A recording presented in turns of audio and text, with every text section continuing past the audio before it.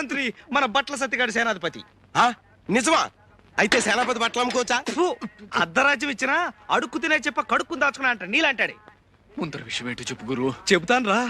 పుట్టుమచ్చ, కుడి తొడ మీద పుట్టుమచ్చ ఉన్న అమ్మాయిని పెళ్లి చేసుకుంటే మన జాతకమే మారిపోతుందట్రా.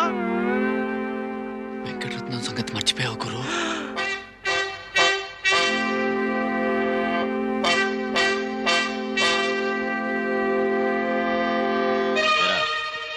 ఈ జట్కా సీనుగాడు తీసుకొచ్చిన సాక్ష్యాల దృష్ట్యా ఆ పిల్ల మీద చేయేసావని మరి ఇప్పుడు తేలింది.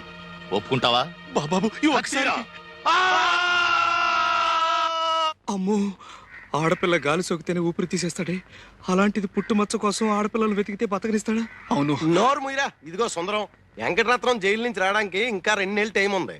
ఈ లోపున మచ్చన్న పిల్లని ఎతికి పెళ్లి చేసేసుకో. ఏడ్చావు. ఆ వెంకటరత్నం గారు జైల్లో ఉంటేనే వాడి శిష్యుడు సీనుగాడు పోలీస్ కుక్కలా ఈ ఊళ్ళో తిరుగుతూనే ఉంటాడు. ఆడి సంగతి నాకు వదిలేయి.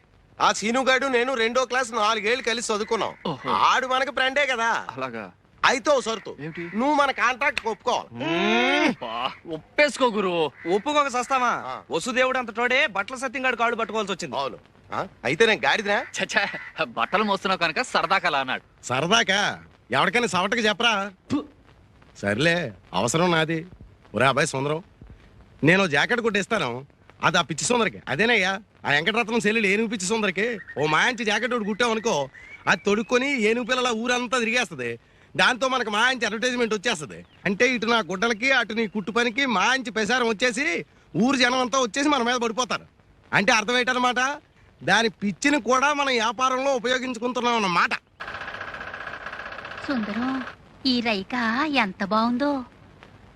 కాస్త వదులైంది. ఆ మాత్రం వదులుండాలి, పెరిగే వయసేగా. ఈ జాకెట్లో నువ్వు అచ్చం సినిమా స్టార్లా ఉన్నావు.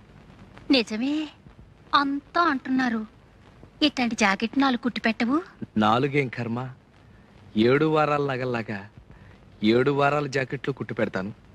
మరి నాకేమిస్తావు? నాగమండి దగ్గర ఏముంది? బొండారు కొబ్బరి పీచు తప్ప. అలా కాదు, నాగమణి చేత్తో చేసిన చేపల పులుసు తింటే స్వర్గానికి బెత్తెడు దూరంలో ఉంటావని. ఎవరు చెప్తా?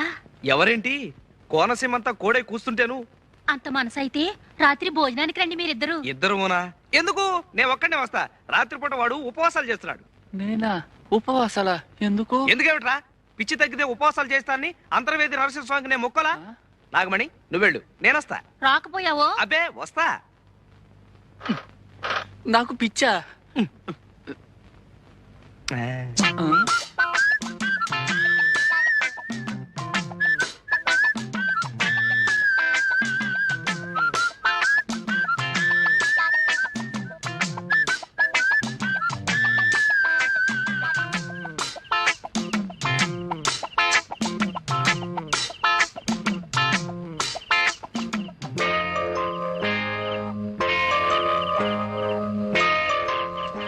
చంద్రుడి కోసం ఈ కలువు పువ్వు, చెమ్మజచ్చ కోసం నేను.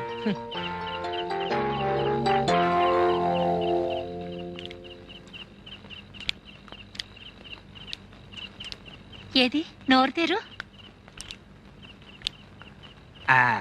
అబ్బా, ఎంత ఎర్రగా పండిందో. అంటే నీకు పెళ్ళాం మీద ప్రేమ ఎక్కువ అన్నమాట. నీ నాలుగు కూడా ఎర్రబడింది అంటే నీకు కూడా మొగుడు మీద. ఓ సుందరం, ఇప్పుడు నాలుకే కాదు, బుగ్గలు కూడా ఎర్రబడ్డాయి. అది సరే, ఇప్పుడు నీకెన్నేళ్ళు?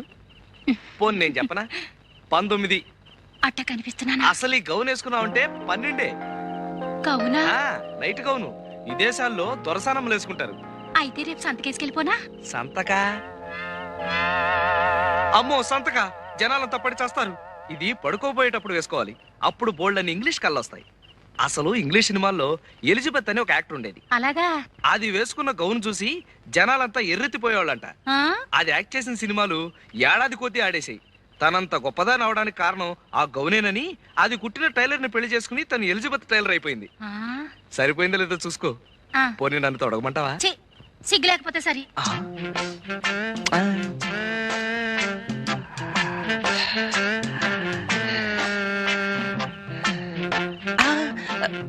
ఎందుకు వృధాగా ఆవేశపడ్డం? ఎలాగూ పల్చన గౌను వేసుకుని బయటకు వస్తుందిగా, అప్పుడు పుట్టుబచ్చ చూసేయచ్చు.